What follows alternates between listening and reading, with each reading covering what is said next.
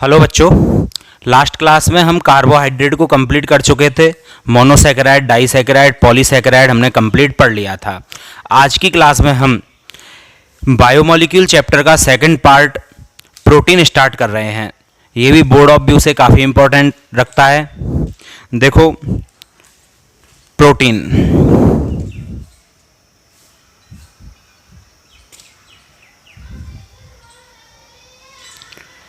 Proteins क्या होते हैं। प्रोटीन शब्द जो है ये सबसे पहले बर्जीलियस नाम के एक साइंटिस्ट के द्वारा 1938 में दिया गया था। जो प्रोटीन वर्ड है ये ग्रीक भाषा के एक शब्द से बना है। कौन सा शब्द? प्रोटियस। और प्रोटियस का मतलब होता है प्राथमिक या फिर अति महत्वपूर्ण। प्राथमिक या अति महत्वपूर्ण प्रोटीन का मतलब होता है। अब प्राथमिक या अति महत्वपूर्ण क्यों कहते हैं इसको हम? क्योंकि प्रोटीन हमारे शरीर में जो ऊतक होते हैं इनकी वृद्धि, विकास, मरम्मत इसके लिए बहुत ही ज़्यादा आवश्यक पार्ट होता है। हमारे शरीर में जितनी भी मसल्स बनती हैं वो सब प्रोटीन ही होती हैं। ठीक है, तो प्रोटीन सबसे पहले हमारे शरीर के लिए आवश्यक चीज है। मेन 3 पोषक तत्व हमारे कार्बोहाइड्रेट, फैट एंड प्रोटीन ही होता है।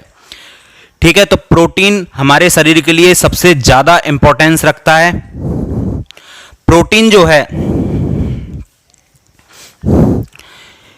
तो बर्जीलियस के द्वारा ये नाम दे दिया गया और ये प्रोटियस शब्द से बना, जिसका मतलब क्या होता है? अति महत्वपूर्ण। मेनली प्रोटीन होते क्या हैं ये तो हमने ऊपर से बात की। तो प्रोटीन जैव बहुलक होते हैं। क्या होते हैं? बायोपॉलीमर होते हैं, उच्च अनुभार वाले। इनका अनुभार कैसा होता है? उच्च होता है। और ये बायोपॉलीमर होते हैं। और नेक्स्ट बात, नाइट्रोजन युक्त कंपाउंड ये होते हैं।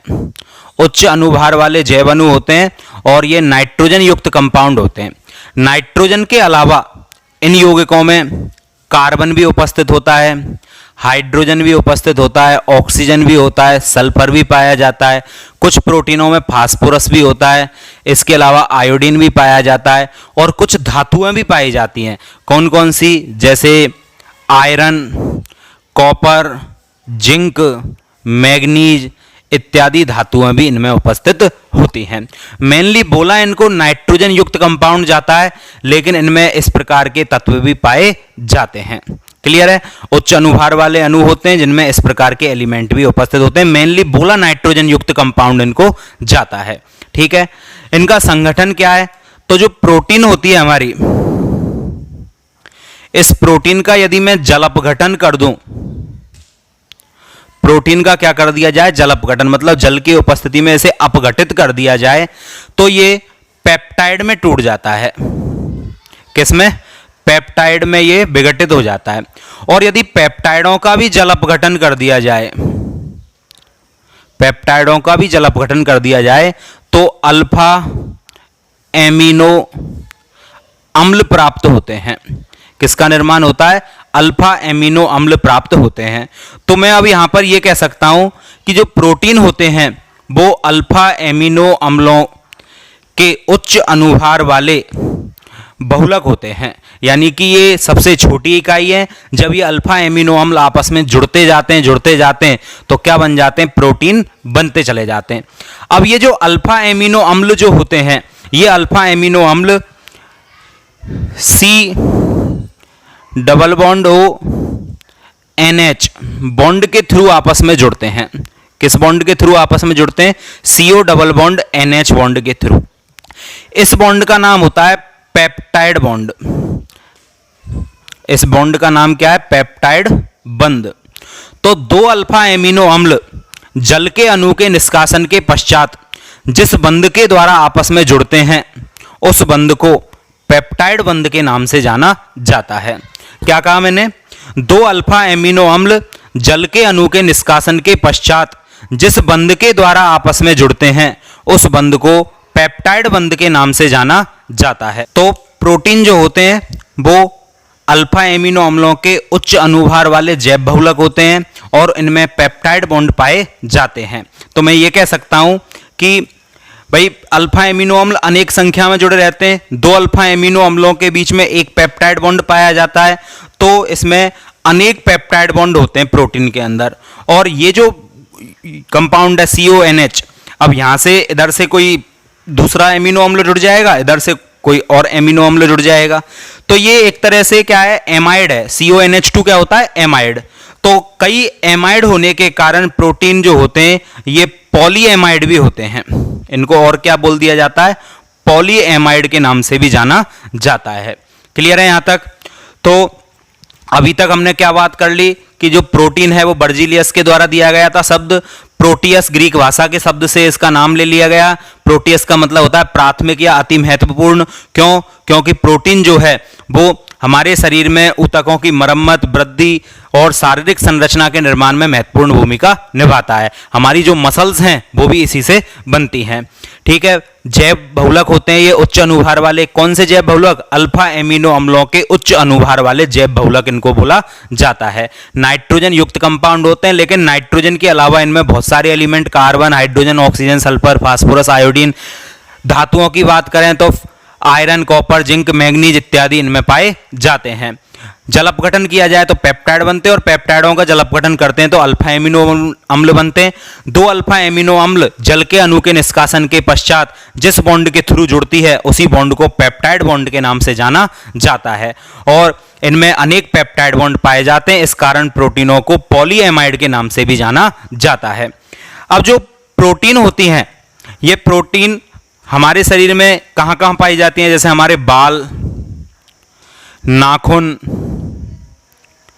ठीक है, बाल, नाखून, हीमोग्लोबिन, कई एंजाइम आपके, ये सभी किसके बने हुए होते हैं? ये प्रोटीन के ही बने हुए होते हैं। नेक्स्ट बात करते हैं हम कि प्रोटीन होती कितने प्रकार की है।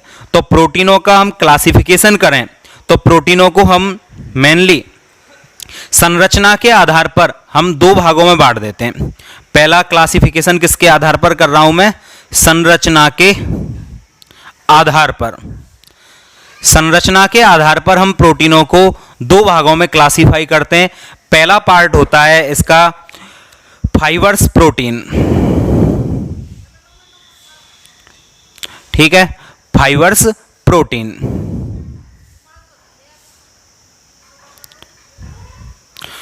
ठीक, प्रोटीन। अब जो फाइबर प्रोटीन है हिंदी में इसको बोला जाएगा रेशेदार प्रोटीन। तो रेशेदार प्रोटीन नाम से स्पष्ट है, रेशेदार मतलब इसमें रेशे होंगे, धागे होंगे। तो ये क्या होती हैं? धागे नुमा होती हैं। कैसी होती है? ये धागे नुमा होती है। और एक बात आप कान खोलकर सुन लो कि जितने भी प्रोटीन है वो सब पॉलीपेप्टाइड हैं। पॉलीपेप्टाइड मतलब अनेक पेप्टाइड बॉन्ड उनमें पाए जाते हैं। तो इनमें क्या है, ये जो पॉलीपेप्टाइड हैं, चाहे कोई सी भी प्रोटीन है पॉलीपेप्टाइड जरूर होगी। तो पॉलीपेप्टाइड जो इसमें शाखाएं होती हैं वो एक दूसरे के समानांतर होती हैं। पॉलीपेप्टाइड शाखाएं एक दूसरे के क्या होती हैं? समानांतर होती हैं। कौन सी प्रोटीनों में? फाइबर्स प्रोटीन यानी कि रेशेदार प्रोटीन में धागेनुमा संरचना होती है। और ये जो पॉलीपेप्टाइड श्रृंखलाएं होती हैं ये हाइड्रोजन बॉन्ड कॉमा सल्फाइड बंध के द्वारा आपस में जुड़ी हुई रहती हैं। ठीक है, अंतरानुक हाइड्रोजन बॉन्ड इनमें पाया जाता है, सल्फाइड बॉन्ड इनमें पाया जाता है, इनके द्वारा ये आपस में कनेक्टेड रहती हैं। नेक्स्ट बात, रेशेदार जो प्रोटीन है ये जल में अविलेशील होती हैं। जल में कैसी होती हैं? ये अविलेशील होती हैं। नेक्स्ट बात, जो ये प्रोटीन है रेशेदार प्रोटीन आपकी, यदि आप टेम्परेचर में चेंजेज करोगे, ताप में परिवर्तन कॉमा पीएच में परिवर्तन आप करोगे, तो ताप में परिवर्तन करने पर, पीएच में परिवर्तन करने पर इनकी संरचना में कोई परिवर्तन नहीं होता है। तो टेम्परेचर चेंज करने पर, पीएच चेंज करने पर इनकी संरचना में कोई चेंजेज नहीं आता है। क्लियर है यहां तक? तो ये होती है आपकी रेशेदार प्रोटीन। ठीक है, धागेनुमा होती है। अब इसके एग्जाम्पल की बात करें हम तो कोलेजन, प्रोटीन, कॉमा मायोसिन मांसपेशियों में पाई जाने वाली प्रोटीन, क्रेटिन प्रोटीन जो बालों में होती है आपकी। तो ये वाली प्रोटीन जो होती है ये रेशेदार प्रोटीन ही होती हैं। ठीक, नेक्स्ट हम बात करते हैं दूसरी प्रोटीन की। तो दूसरी होती है संरचना के आधार पर आपकी गोलिकाकार प्रोटीन।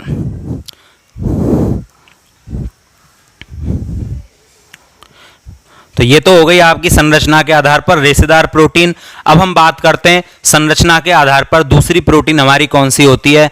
तो दूसरी प्रोटीन होती है हमारी ग्लोबुलर प्रोटीन।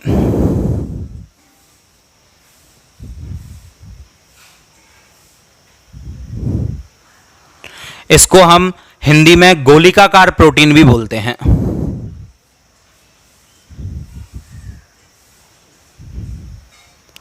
गोलिकाकार प्रोटीन। अब इसके क्या कैरेक्टरिस्टिक होते हैं गोलिकाकार प्रोटीन के।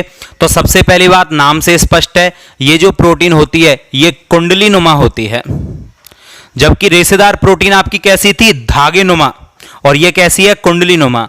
और ये जो कुंडलियां होती हैं ये अंतराणुक हाइड्रोजन बंध द्वारा आपस में एक दूसरे से क्या रहती हैं, जुड़ी हुई रहती है, कनेक्टेड रहती हैं। नेक्स्ट बात, अम्ल कौमा क्षार के जलीय विलयन में ये कैसी होती हैं, ये विलयशील प्रोटीन होती हैं। अम्ल और क्षार के जलीय विलयन में क्या होती हैं, ये विलयशील हो जाती हैं। नेक्स्ट बात आती है कि ये जो प्रोटीन होती हैं ये जीवन चक्र का निर्धारण करती हैं या जीवन चक्र को नियंत्रित करती हैं। निर्धारण की जगह नियंत्रित ज्यादा सब बढ़िया है। जीवन चक्र को नियंत्रित करने का कार्य करती हैं। जबकि रेशेदार प्रोटीन जो होती हैं ये संरचनात्मक प्रोटीन होती हैं और जंतु ऊतक जो होते हैं, जंतु ऊतक जो होते हैं इनमें संरचनात्मक पदार्थों का क्या करती है, निर्माण करती है। जंतु ऊतकों में संरचनात्मक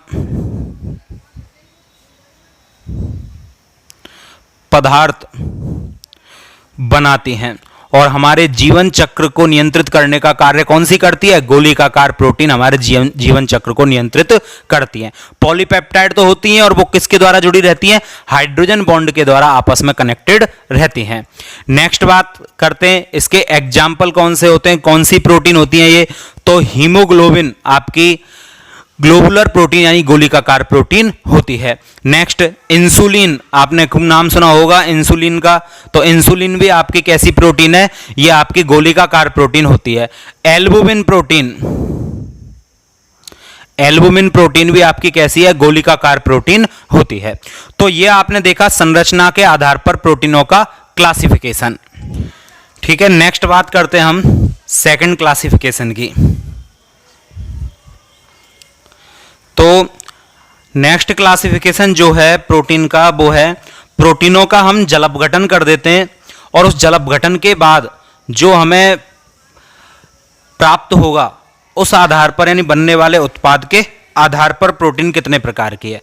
तो सेकंड हम बात करेंगे यहां पर जल अपघटन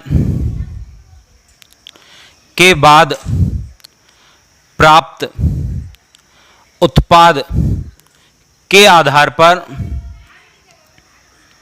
प्रोटीन। तो प्रोटीनों का क्या है, हम जल अपघटन करवाएंगे और उसके बाद प्राप्त उत्पाद के आधार पर इसका क्लासिफिकेशन करते हैं। इस आधार पर प्रोटीन दो प्रकार की होती है। पहली प्रोटीन आपकी होती है साधारण प्रोटीन। पहली प्रोटीन आपकी कौन सी हो जाएगी, साधारण प्रोटीन, सिंपल प्रोटीन। अब क्या मतलब है साधारण प्रोटीन का, कि प्रोटीन का हमने जल अपघटन करवाया और जल अपघटन कराने के पश्चात हमें केवल और केवल अल्फा एमिनो अम्ल प्राप्त होते हैं। केवल हमें क्या प्राप्त होता है, यहां पर अल्फा एमिनो अम्ल प्राप्त होता है, इसके अलावा हमें कुछ भी प्राप्त नहीं होता। तो उस प्रोटीन को हम क्या कहते हैं, साधारण प्रोटीन के नाम से जानते हैं। ठीक है, और साधारण प्रोटीन का जो एग्जाम्पल होता है ये सबसे सिंपल आपका क्या हो जाएगा, साधारण प्रोटीन का ग्लोबुलिन। ग्लोबुलिन इसका एग्जाम्पल हो जाएगा। एल्बुमिन प्रोटीन भी इसी का ही एग्जाम्पल है। तो एल्बुमिन प्रोटीन, ग्लोबुलिन प्रोटीन, ये आपकी साधारण प्रोटीन होती है और जब इसका जल अपघटन करोगे तो आपको केवल और केवल अल्फा एमिनो अम्ल प्राप्त होंगे, इसके अलावा कुछ भी प्राप्त नहीं होगा। नंबर 2 पर हमारे पास आ जाती है आपकी संयुग्मित प्रोटीन। नाम से स्पष्ट है संयुग्मित,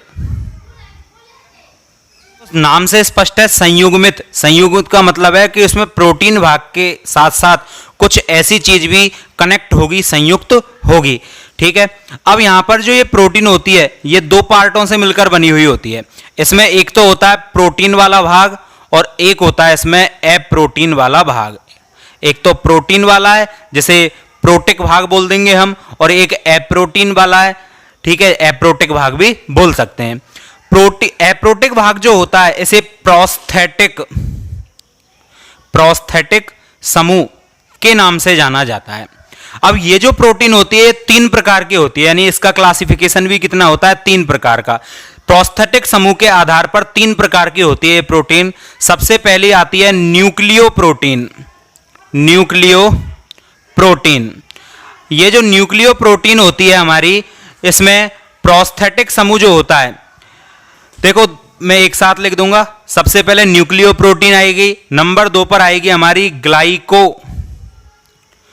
प्रोटीन, नंबर 2 पर आती है ग्लाइको प्रोटीन, और नंबर 3 पर आती है आपकी क्रोमोप्रोटीन। तो ये 3 भाग इसके हो जाते हैं प्रोस्थेटिक समूह के आधार पर। अब इनमें यदि प्रोस्थेटिक समूह की बात की जाए तीनों में, तो न्यूक्लियो प्रोटीन में प्रोस्थेटिक समूह जो होता है वो न्यूक्लिक अम्ल ही होता है। न्यूक्लिक अम्ल इसमें प्रोस्थेटिक समूह के रूप में पाया जाता है। यानी कि अप्रोटिक भाग जो है, जो प्रोटीन नहीं होता है, वो कौन है इसमें, न्यूक्लिक एसिड। ग्लाइकोप्रोटीन, इसमें जो प्रोस्थेटिक समूह होता है, मतलब जो प्रोटीन वाला भाग नहीं होता है, वो कौन होता है, कार्बोहाइड्रेट। ध्यान से समझना, इसमें कौन सा पार्ट है आपका, कार्बोहाइड्रेट। और तीसरा जो क्रोमोप्रोटीन आता है, इसमें कुछ वर्णक मतलब रंग प्रदान करने वाले पदार्थ, तो वो क्या होते हैं, आपके क्रोमोप्रोटीन होते हैं। ठीक है, अब न्यूक्लियो प्रोटीन जो है इसका एग्जाम्पल क्या होगा, तो न्यूक्लिन इसका सबसे बढ़िया एग्जाम्पल। पढ़ोगे भी आप इस चैप्टर में आगे। न्यूक्लिन में हमने न्यूक्लिन नहीं पढ़ना, न्यूक्लिक एसिड यानी अप्रोस्थेटिक समूह वाला भाग, प्रोस्थेटिक समूह वाला भाग पढ़ना है। कार्बोहाइड्रेट हम पढ़ ही चुके हैं। ठीक है, इसका एग्जाम्पल क्या हो जाएगा, ये प्रोटीन कौन सी होगी, इसमें कार्बोहाइड्रेट प्रोस्थेटिक समूह के रूप में पाया जाता है, तो माइसिन प्रोटीन में कार्बोहाइड्रेट पाया जाता है, प्रोस्थेटिक समूह, और माइसिन प्रोटीन है ही। वर्णक, इसके एग्जाम्पल आप सब जानते हो। इसके एग्जाम्पल हीमोग्लोबिन, आपने काफी नाम सुना है। ठीक है, ब्लड में क्लोरोफिल, अब हीमोग्लोबिन आपका रेड कलर का, क्लोरोफिल पेड़ पौधों में पत्तियों में हरा रंग, तो ये सब क्या, वर्णक यानी रंग प्रदान करने वाले हैं ये। तो ये आपकी कौन सी होती है, साधारण प्रोटीन केवल एमिनो अम्ल देगा, ग्लोबुलिन और एल्बुलिन। संयुग्मित प्रोटीन यानी एक भाग और संयुक्त होगा, प्रोटीन के साथ अप्रोटीन वाला भाग भी होगा। अप्रोटीन वाले भाग को हम प्रोस्थेटिक समूह बोलेंगे। प्रोस्थेटिक समूह के आधार पर ये 3 प्रकार की, न्यूक्लियो प्रोटीन, प्रोस्थेटिक समूह न्यूक्लिक अम्ल, ग्लाइकोप्रोटीन प्रोस्थेटिक समूह आपका कार्बोहाइड्रेट, एंड क्रोमोप्रोटीन प्रोस्थेटिक समूह आपका वर्णक हो जाएगा। और एग्जाम्पल इसके हो जाएंगे न्यूक्लिन, ग्लाइकोप्रोटीन का माइसिन, और क्रोमोप्रोटीन का आपका हीमोग्लोबिन और क्लोरोफिल। तो काफी देर से हम बार बार एक बात कह रहे हैं कि अल्फा एमिनो एसिड बनाता है, ये एमिनो एसिड जो होते हैं उनके पॉलीमर होते हैं। तो बात ये आती है कि अल्फा एमिनो एसिड या एमिनो एसिड होते क्या हैं। तो देखो अब हम बात करते हैं एमिनो एसिड की। एमिनो एसिड नाम से स्पष्ट है, एमिनो मींस NH2 समूह और एसिड मींस कार्बोक्सिलिक समूह। तो वे ग्रुप या वे समूह जिनमें NH2 और COOH दोनों ही समूह पाए जाते हैं वो एमिनो अम्ल कहलाते हैं। एमिनो अम्ल का मतलब क्या होता है, ऐसे ग्रुप या ऐसे कंपाउंड जिनमें एक तो कौन सा समूह पाया जाए, एमिनो समूह। एमिनो समूह क्या होता है आपका, NH2, और एक कार्बोक्सिलिक समूह। कार्बोक्सिलिक समूह क्या होता है आपका, COOH। इसको खोलकर भी लिख सकते हो आप, C डबल बॉन्ड OH। आपको पता है कार्बन की वैलेंसी 4 होती है तो 1 2 3 4, ऑक्सीजन की 2 होती है तो ये ऑक्सीजन 2 वैलेंसी बना रहा है और ये भी 2, एक इधर और एक हाइड्रोजन के साथ। इसको चाहो तो ऐसे लिख लो आप, ठीक है। तो ये कार्बोक्सिलिक एसिड, जिस किसी कंपाउंड में एमिनो समूह और कार्बोक्सिलिक समूह दोनों पाए जाते हैं वो आपका एमिनो एसिड कहलाता है। इसका सिंपल रिप्रेजेंटेशन हम कैसे करते हैं, ये कार्बन मॉलिक्यूल है मेरे पास, इस पर मैं एक कार्बोक्सिलिक समूह लगा देता हूं और एक आपका NH2 समूह लगा देता हूं और यहां से इसमें 2 हाइड्रोजन लगकर क्या हो जाएगी, बैलेंसी कंप्लीट। तो ये आपका क्या होता है, एमिनो अम्ल होता है, एमिनो और इसको बोलते हैं अम्ल, तो एमिनो अम्ल हो गया ये कंप्लीट आपका, ठीक है। इस एमिनो अम्ल का नाम है आपका ग्लाइसिन, क्या नाम है, ग्लाइसिन। और आप ध्यान से देखोगे तो ये कार्बन है, इससे इधर NH2 है, इधर COOH है, इधर H है और इधर H है, तो एक जैसे 2 तत्व बैलेंसी को पूरा कर रहे हैं, इस कारण इसमें क्रिल सेंटर नहीं है, यानी कायरल सेंटर यहां पर उपस्थित नहीं है। दूसरी बात, कायरल सेंटर नहीं होने के कारण ये प्रकाशिक समावयवता नहीं दर्शाता है, तो एकमात्र एमिनो अम्ल या अल्फा एमिनो अम्ल केवल और केवल ग्लाइसिन ही ऐसा है जहां पर प्रकाशिक समावयवता नहीं पाई जाती है, बाकी सभी अल्फा एमिनो एसिड प्रकाशिक समावयवी होते हैं। अब बात करोगे आपकी अल्फा का क्या मतलब है, बार बार अल्फा बोला जा रहा है, तो देखो यहां पर सबसे बड़ा समूह आपका कौन सा है, कार्बोक्सिलिक समूह। ये कौन सा समूह है आपका, कार्बोक्सिलिक समूह। कार्बोक्सिलिक समूह के पास वाला कार्बन यानी कि ये वाला कार्बन, ये आपका कहलाता है अल्फा कार्बन। कौन सा कार्बन कहलाएगा, ये आपका अल्फा कार्बन। और अल्फा कार्बन पर जो समूह जुड़ा है वो क्या है, एमिनो। अल्फा कार्बन से जुड़ा हुआ समूह क्या है आपका, एमिनो। तो मैं इसे क्या बोलूंगा, अल्फा एमिनो एसिड। यदि ये बीटा पर जुड़ा हुआ होता तो बीटा एमिनो एसिड हो जाता, ये गामा पर जुड़ा हुआ होता तो गामा एमिनो एसिड हो जाता। अभी हम क्लासिफिकेशन भी करेंगे इस आधार पर। तो ये है आपका अल्फा एमिनो एसिड। अब ये टोटल आपके 20 प्रकार के होते हैं। कितने प्रकार के amino acid, alpha amino acid आपके 20 प्रकार के अल्फा एमिनो एसिड हैं। अब ये 20 प्रकार के, तो मैंने तो यहां पर एक ही लिखा है, तो यहां पर क्या होगा, ये कार्बन चेन बड़ी या छोटी होती चली जाएगी। तो यहां पर एक H को हटाकर मैं इसकी जगह क्या लगा देता हूं, R। R का मतलब क्या होता है, यहां पर कोई ग्रुप, यहां पर कोई ग्रुप लग जाएगा और ये बड़ा या छोटा होता चला जाएगा। अब इस जगह देखो आप, ग्लाइसिन था पहले जब H लगा हुआ था, लेकिन अब यहां पर क्या लगा हुआ है, R। और R का मतलब क्या है, यहां पर R का मतलब है कोई ग्रुप।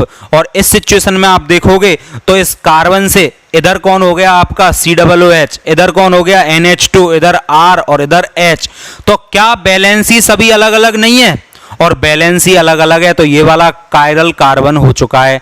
कायरल मतलब असम्मित कार्बन, जिसकी चारों वैलेंसी अलग अलग होती हैं, उस कार्बन को हम क्रिल कार्बन, असम्मित कार्बन या त्रिबिंब जनक केंद्र कार्बन कहते हैं। तो ये क्रेल हो चुका है, और क्रेल होने के कारण इसमें ऑप्टिकल आइसोमर के कैरेक्टरिस्टिक आ जाएंगे, यानी कि ये प्रकाशिक समावयवता प्रदर्शित करेगा। क्लियर है यहां तक? तो ये प्रकाशिक समावयवता दर्शाएगा आपका, ठीक। अब यहां R की वैल्यू चेंज होती जाएगी और ये इस प्रकार से 20 आपके अल्फा एमिनो एसिड बनते चले जाएंगे। तो मैं कुल मिलाकर ये कह सकता हूं कि जो प्रोटीन होता है हमारा, वो अल्फा एमिनो एसिड का उच्च अनुभार वाला बहुलक ही होता है। उसमें बहुत सारे अल्फा एमिनो एसिड आपस में जुड़ते जाते हैं और प्रोटीन का फॉर्मेशन कर देते हैं। और ये अल्फा एमिनो एसिड जिस बॉन्ड के थ्रू जुड़ते हैं, उस बॉन्ड को क्या बोला जाता है, पेप्टाइड बॉन्ड। और प्रदर्शित किससे किया जाता है, वो C double bond O NH, इस प्रकार से प्रदर्शित किया जाता है। इस बॉन्ड का ही नाम होता है आपका पेप्टाइड बॉन्ड। क्लियर है यहां तक? अब बात आती है कि यहां पर NH2 समूह भी है और COOH समूह भी है, ठीक है। COOH समूह से ये इस कार्बन पर लगा हुआ है तो ये अल्फा एमिनो एसिड कहलाया। यदि ये बीटा पर लगा होता तो बीटा एमिनो एसिड कहलाता। तो कार्बोक्सिलिक समूह से NH2 की स्थिति के आधार पर हम वर्गीकरण देखते हैं। क्लासिफिकेशन किस आधार पर देख रहे हैं हम अल्फा एमिनो एसिडों का, COOH समूह से NH2 समूह की स्थिति के आधार पर, इस आधार पर कितने प्रकार का होता है। तो इस आधार पर तो आपके मन में जितने बना लो आप, क्या बना सकते हो, अल्फा एमिनो एसिड बना सकते हो। हमें सिलेबस में केवल अल्फा ही पढ़ना है। बीटा बना सकते हो, गामा बना सकते हो, डेल्टा बना सकते हो। ठीक है, तो अल्फा एमिनो एसिड का एग्जाम्पल क्या हो जाएगा, ये जो लिखा हुआ है आपके आगे, जैसे मैं ग्लाइसिन ही लिख देता हूं, HCH, यहां पर आपका NH2 और ये आपका COOH। अब देखो कार्बोक्सिलिक समूह के जस्ट पास वाला कार्बन यानी कि ये वाला कार्बन क्या होगा, अल्फा, और अल्फा से NH2 जुड़ा हुआ है, इस कारण इसका नाम क्या हो जाएगा, alpha amino acid. Beta amino acid देखें हम, तो बीटा एमिनो एसिड में मैं क्या कर देता हूं, ध्यान देना, इस कार्बन की जगह यहां पर एक और कार्बन बढ़ा दूंगा, जैसे NH2 CH2 CH2 और COOH। देखो ध्यान से, कार्बोक्सिलिक समूह कौन सा है आपका, जल्दी बताओ, ये रहा। कार्बोक्सिलिक समूह के पास वाला कार्बन, ये वाला कार्बन क्या कहलाएगा, अल्फा, अल्फा के पास वाला बीटा, और बीटा से क्या जुड़ा हुआ है, NH2, इस कारण ये क्या हो जाएगा आपका बीटा एमिनो एसिड। और मैंने आपसे केवल ये कहा था कि अल्फा एमिनो एसिड ही प्रकाशिक समावयविता दर्शाते हैं, बीटा गामा डेल्टा नहीं। और अल्फा एमिनो एसिड में केवल एकमात्र ग्लाइसिन ऐसा है जो प्रकाशिक समावयवता नहीं दर्शाता। गामा बनाना है हमें, एक और कार्बन बढ़ा दो, कैसे, देखो NH2 CH2 CH2 CH2 COOH। अब आप देखोगे यहां पर ध्यान से कि ये वाला कार्बन क्रियात्मक समूह वाला है, COOH वाला, तो ये आपका अल्फा, ये बीटा, ये गामा, और गामा पर NH2 लगा हुआ है, तो ये क्या कहलाएगा आपका गामा एमिनो एसिड। इसी प्रकार डेल्टा पोजीशन पर लगा हुआ होता तो डेल्टा एमिनो एसिड। तो ये तो हुआ कार्बोक्सिलिक समूह से एमिनो समूह की स्थिति के आधार पर वर्गीकरण। नेक्स्ट और इंपॉर्टेंट वर्गीकरण करते हैं हम एमिनो एसिडों का दूसरा, कि एमिनो समूह और कार्बोक्सिलिक समूह के आधार पर कितना मतलब कितने पार्ट इसके बन जाते हैं। क्या कहा मैंने, एमिनो समूह और कार्बोक्सिलिक समूह के आधार पर। अब आपको यह तो पता है कि इसमें एमिनो समूह भी होते हैं और कार्बोक्सिलिक समूह भी होते हैं, लेकिन आपकी जानकारी के लिए मैं बता दूं, जो एमिनो समूह होते हैं ये क्षारीय होते हैं, और COOH अम्ल यानी कि अम्लीय प्रकृति का होता है, यानी एसिड होता है। तो यदि किसी एमिनो अम्ल में COOH समूह ज्यादा होंगे तो वो अम्लीय प्रकृति का हो जाएगा, और यदि NH2 समूह ज्यादा होंगे तो वो क्षारीय प्रकृति का हो जाएगा, और यदि दोनों बराबर हुए तो उदासीन हो जाएगा। तो इस आधार पर ये 3 प्रकार का होता है। नंबर 1 उदासीन एमिनो अम्ल, उदासीन एमिनो अम्ल, नाम से स्पष्ट है, यहां पर वे एमिनो एसिड जिनमें NH2 समूह एंड COOH समूह समान संख्या में होते हैं। NH2 यानी एमिनो समूह और कार्बोक्सिलिक समूह समान संख्या में होते हैं, तो उन एमिनो एसिडों को क्या कहा जाता है, उदासीन एमिनो एसिड कहा जाता है। और इसका सबसे बढ़िया एग्जाम्पल अभी आपने पढ़ लिया था, कौन, ग्लाइसिन। याद करो, देखो एक NH2 है और एक ही क्या है, COOH, इसका नाम क्या हो जाएगा, ग्लाइसिन। ठीक है, और एग्जाम्पल की बात करें हम, दूसरा एग्जाम्पल इसका आप ले सकते हो एलेनिन। एलेनिन क्या होता है, एलेनिन आपका अल्फा एमिनो एसिड ही होता है। अब आप ध्यान से यदि देख पा रहे हो तो एक बार देखो, ये मेरे पास इस तरह से, और मैंने आपसे क्या कहा था, एमिनो एसिडों को कैसे दर्शाया जाता है, जल्दी बताओ। यहां पर NH2 और यहां पर R, ये इसका रिप्रेजेंटेशन है, इस तरह से इसको लिखा जाता है अल्फा एमिनो एसिड को। अब मैं यहां से R हटा रहा हूं, मैंने यहां पर लगाया H, नाम बन गया ग्लाइसिन। मैंने यहां पर H हटाया और CH3 लगाया, नाम बन गया एलेनिन। तो R को बदलो, अलग अलग अल्फा एमिनो एसिड आपको प्राप्त हो जाएंगे। क्लियर है, ठीक है। अब मैं इसको हटाकर और कुछ लगा दूंगा, नया अल्फा एमिनो एसिड हो जाएगा। एक्चुअली NH2 कार्बन पर ही लगा हुआ है, अल्फा कार्बन पर, और अल्फा एमिनो एसिड ही ये कहलाएंगे। और देखो ये अलग, ये अलग, ये अलग और ये अलग, तो ये क्या होगा, क्रिल कार्बन, और क्रिल है तो प्रकाशिक समावयवता दर्शाएगा, जबकि इसमें ये दोनों एक जैसे होने के कारण क्रिल नहीं है, ये प्रकाशिक समावयवता नहीं दर्शाता। क्लियर? तो ये आपका हो गया कौन सा एमिनो एसिड, बताओ जल्दी से, उदासीन। नेक्स्ट बात करता हूं मैं अम्लीय, अम्लीय एमिनो अम्ल। अब नाम से स्पष्ट है, आप खुद बता सकते हो अम्लीय कब बोलेंगे। मैंने आपको स्टार्टिंग में बता दिया, ये ज्यादा तो अम्लीय, ये ज्यादा तो क्षारीय, और ये बराबर तो उदासीन। तो क्या कहेंगे, वे एमिनो एसिड जिनमें कार्बोक्सिलिक समूह की संख्या NH2 समूह से कैसी होती है, अधिक, वे क्या कहलाते हैं, आपके अम्लीय एमिनो एसिड के नाम से जाने जाते हैं। ठीक है, अब ऐसे कौन से एमिनो एसिड हैं जिनमें COOH ज्यादा होता है और NH2 की संख्या कम होती है? तो इसका सबसे बढ़िया एग्जाम्पल हम यहां पर ले लेते हैं एस्पार्टिक अम्ल, ग्लूटामिक अम्ल। अब एस्पार्टिक अम्ल आपका क्या होता है, तो देखोगे आप, मैं यहां पर पहले तो क्या ले लेता हूं, NH2 COOH, और इसको CH लिखो या ऊपर H लिख दो। अब यहां पर क्या होगा, CH2 और COOH, ये आपका क्या हो जाएगा, एस्पार्टिक एसिड। इसका नाम क्या होता है, एस्पार्टिक अम्ल। क्या नाम है इसका, एस्पार्टिक अम्ल। और दूसरा आपका एग्जाम्पल, मैं इसमें एक और CH2 समूह बढ़ा देता हूं,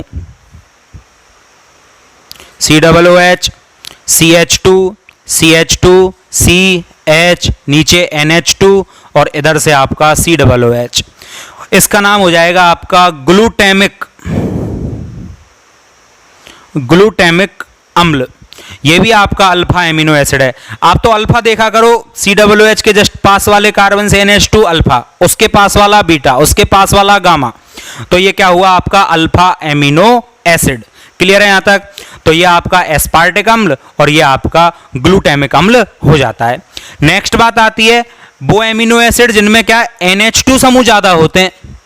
तो तीसरा हम लेते हैं यहां पर, कौन सा, ध्यान दोगे, तीसरा क्लासिफिकेशन है आपका, यहीं लिख देता हूं मैं नीचे, क्षारीय एमिनो अम्ल। क्षारीय एमिनो अम्ल, क्षारीय एमिनो अम्ल का मतलब क्या हो जाएगा, वे एमिनो एसिड जिनमें NH2 समूह की संख्या COOH समूह यानी कार्बोक्सिलिक समूह से अधिक होती है। कार्बोक्सिलिक समूह से क्या होती है, अधिक होती है, वो आपके क्या कहलाएंगे, क्षारीय एमिनो एसिड। और इसके एग्जाम्पल की यदि अपन बात करें तो NH2, CH2, CH2, CH2, CH2, CNH2 और COOH। अब आप देखोगे ध्यान से कि यहां पर COOH तो एक ही है, जबकि NH2 एक ये रहा और एक ये रहा, तो दो NH2 ग्रुप हो गए यहां पर, और दो NH2 ग्रुप हो गए तो ये क्षारीय प्रकृति का हो जाएगा। इस कारण ये क्या होगा आपका क्षारीय एमिनो एसिड, और इसका नाम क्या होता है, इसका नाम होता है आपका लाइसिन। क्या नाम है इसका, लाइसिन। तो एमिनो और कार्बोक्सिलिक समूह की संख्या के आधार पर हमने एमिनो एसिड को 3 भागों में क्लासिफाई कर दिया है। नेक्स्ट बात आती है कि ये जो एमिनो एसिड आपके होते हैं ये 2 प्रकार से और क्लासिफाई किए जाते हैं। कौन कौन से 2 भाग होते हैं इनमें, तो इनमें पहला भाग तो होता है कि टोटल कितने होते हैं, ये 20, टोटल कितने, 20 अभी तक, ठीक है। अब इन 20 में से और सभी के सभी अल्फा एमिनो एसिड होते हैं, लेकिन एक बात बोला ऐसा जाता है कि सभी अल्फा एमिनो एसिड हैं, लेकिन एक एमिनो एसिड ना होकर एक इमिनो एसिड है, इमिनो। एक्चुअली एमिनो और इमिनो का क्या राज है, देखो यदि ये NH2 लगा हुआ है तो इसको बोला जाता है एमिनो, ध्यान देना, और यदि ये NH लगा हुआ है तो बोला जाता है इमीनो। क्या बोलते हैं? इमीनो। ठीक है, तो टोटल बोलने में ये आते हैं कि सभी अल्फा एमिनो एसिड हैं, लेकिन एक प्रोलीन नाम का होता है, प्रोलीन। क्या नाम है? प्रोलीन। ये प्रोलीन एमिनो एसिड ना होकर इमीनो एसिड कहलाता है। एक्चुअली इसकी स्ट्रक्चर कुछ इस तरह से होती है, मैं आपको बता देता हूं। देखो, ये आपकी स्ट्रक्चर है किसकी? प्रोलीन की, और ये अल्फा इमीनो एसिड है। नाम क्या है इसका? Alpha amino acid. अब ये ऐसा क्यों? तो आप देखोगे कि ये मेरे पास कार्बन है कार्बोक्सिलिक वाला, इसके पास वाला कार्बन मेरा क्या कहलाएगा? Alpha carbon. अल्फा से NH जुड़ा हुआ है तो अल्फा एमिनो। लेकिन ये जो N है इसमें दो वैलेंसी है, एक ये रही और एक ये रही, और जिसमें दो वैलेंसी होती है वो इमीनो कहलाता है, और जिसमें एक होती है वो एमिनो कहलाता है। जैसे इसमें एक वैलेंसी है, इसमें एक वैलेंसी है, इसमें एक वैलेंसी है NH2 से, तो वो एमिनो, और जिसमें दो वैलेंसी होती है वो इमीनो, तो ये इमीनो एसिड है। क्लियर है? ठीक, तो ये टोटल संख्या में कितने होते हैं? 20 होते हैं। अब ये 20 में से 10 एमिनो एसिड तो ऐसे होते हैं जो उच्च प्रजाति के जो जीव होते हैं, उच्च प्रजाति के जीव जैसे इंसान, ठीक है, जंतु कुछ उच्च प्रजाति के, उनमें 10 आवश्यक जो 10 एमिनो एसिड होते हैं वो बनते नहीं हैं, और 10 ऐसे होते हैं जो शरीर में ही बन जाते हैं। अब बात ये आती है, शरीर में बन जाते हैं वो हो सकता है हमारे काम के हो इसलिए बनते हो, और जो नहीं बनते वो काम के नहीं हो। लेकिन नहीं, ऐसा नहीं है, उल्टा है।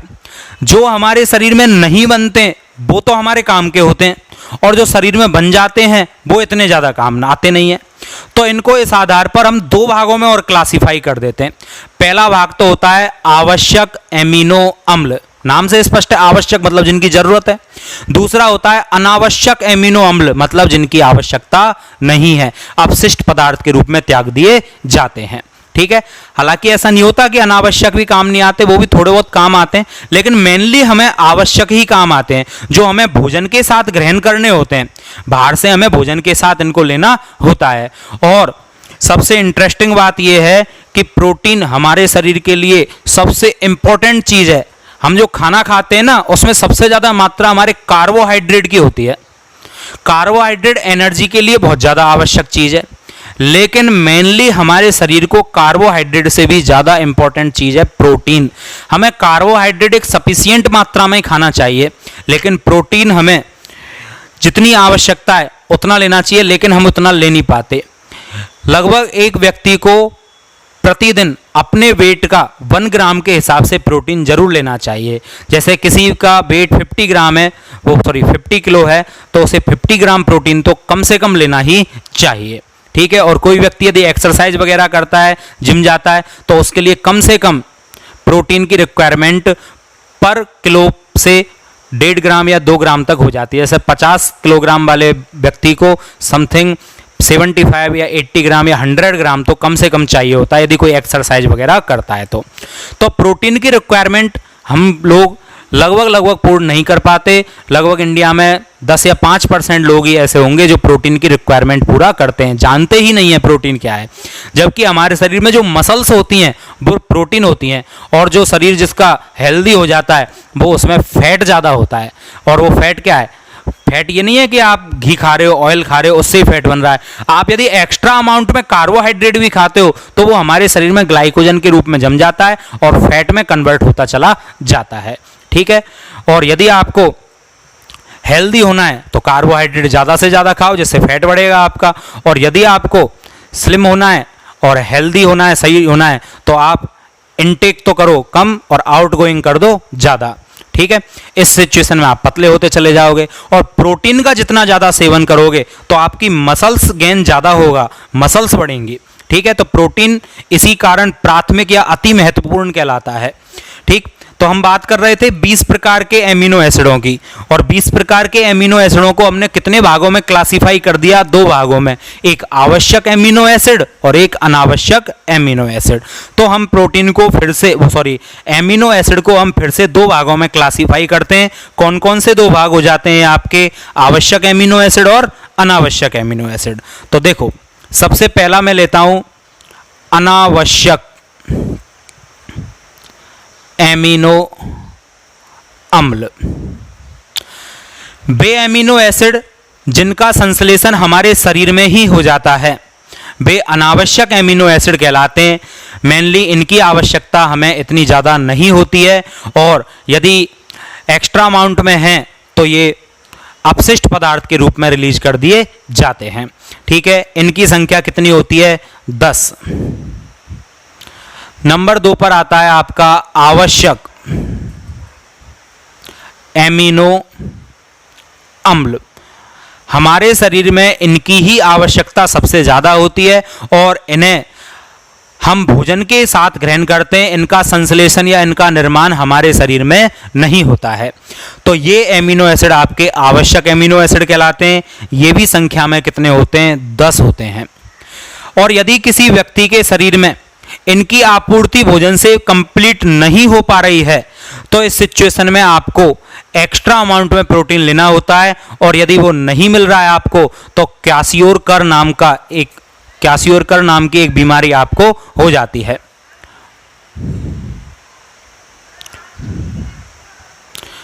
क्वासियोरकर नाम की बीमारी व्यक्ति के शरीर में हो जाती है यदि उसके आवश्यक एमिनो एसिडों की शरीर में कमी हो जाती है।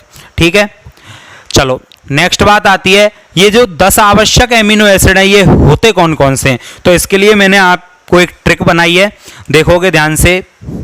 FBI लाल लाल पाथ में, ठीक है, FBI लाल लाल पाथ में, ये हो गए 10। 1 2 3 4 5 6 7 8 9 10।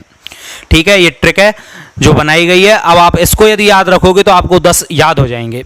अब ये कौन कौन से हैं? तो F का मतलब क्या होता है आपका? Phenylalanine, phenyl alanine.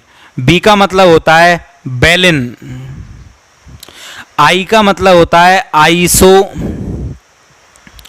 Leucine. L का मतलब होता है ल्यूसीन। फिर L का मतलब होता है लाइसीन। P का मतलब होता है प्रोपार्निन। ठीक है, P का मतलब मैं ऊपर लिख देता हूं प्रोपियोनिन। A का मतलब होता है आर्जिनिन, आर्जिनिन। T का मतलब होता है आपका ट्रिप्टोफैन, ट्रिप्टोफैन। H का मतलब होता है हिस्टिडिन, और M का मतलब होता है मेथियोनिन, मेथियोनिन। और सॉरी, P का मतलब प्रियोनिन नहीं, इसको होता तो प्रियोनिन है पर लिखा ऐसे जाता है प्रियोनिन। ठीक है, तो ये आपके यदि एक ट्रिक याद है तो आपको 10 आवश्यक एमिनो एसिड याद है। ठीक है, F का मतलब फेनिल एलेनिन, B का मतलब बेलिन, I का मतलब आइसोल्यूसिन, L का मतलब leucine, lysine, threonine, arginine, tryptophan, histidine, methionine. और ये हिस्टिडिन आप जो हमारा 17वां चैप्टर है दैनिक जीवन में रसायन, उसमें भी पढ़ोगे। हिस्टामिन नाम का एक रसायन होता है, और उसी के कारण हमारे शरीर में एलर्जी उत्पन्न होने लग जाती है, और इसी के विघटन से वो बनने लग जाता है हमारे शरीर में। ठीक है, तो आज की क्लास में हमने प्रोटीन के बारे में सिंपल जानकारी प्राप्त की है कि प्रोटीन क्या होती है, कितने प्रकार की होती है। सबसे पहले हमने प्रोटीन को 2 भागों में क्लासीफाई कर लिया था। एक तो हमने रेशेदार प्रोटीन पढ़ी थी और दूसरी हमने गोलिकाकार प्रोटीन पढ़ी थी। उसके बाद हमने प्रोटीन को जल अपघटन के आधार पर 2 भागों में सिंपल प्रोटीन एंड कॉम्प्लेक्स यानी संयुग्मित प्रोटीन पढ़ लिया था। उसमें 3 प्रोस्थेटिक समूह वाले भाग थे। इस आधार पर प्रोटीन को हमने फिर से 3 भागों में बांटा था, न्यूक्लियोप्रोटीन, ग्लाइकोप्रोटीन एंड क्रोमोप्रोटीन। फिर इसके बाद हमने एमिनो एसिड पढ़ा था। एमिनो एसिड जिनमें एमिनो और COOS समूह उपस्थित होते हैं। COOS से पोजीशन के आधार पर NH2 होता है। हमने अल्फा, बीटा, गामा, डेल्टा में भी इनको क्लासीफाई किया था। इसके बाद हमने एमिनो एसिड को COOH और NH2 समूहों की संख्या के आधार पर साधारण, अम्लीय और क्षारीय 3 भागों में क्लासिफाई किया, और लास्ट में हमने आवश्यक और अनावश्यक एमिनो अम्लों को पढ़ा। तो आज की क्लास में इतना ही। Thank you.